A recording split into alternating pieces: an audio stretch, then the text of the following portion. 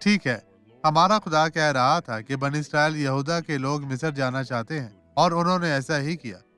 چنانچہ ہمارے خدا نے یرمیہ نبی کے ذریعے ایک اور پیغام بھیجا جسے لوگ ایک بار پھر سمجھنے میں ناکام رہے۔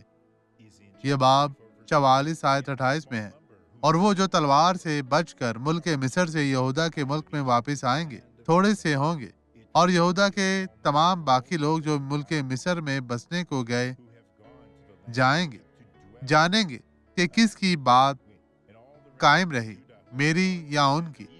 تو میرے بھائیوں، آپ کو ان باتوں کو سمجھنے کی ضرورت ہے کہ جو شخص خدا کی مرضی کے بغیر چلتا ہے وہ کیسے ہلاک ہوتا ہے۔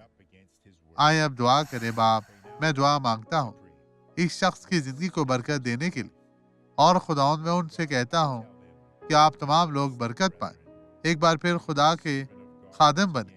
خداوند اس شخص کے دل کو چھو، اور شیطان، میں تجھے یسوع کے نام میں ان کی زندگیوں سے دور بھیجتا ہوں، اور یسوع کے پاس آئیں۔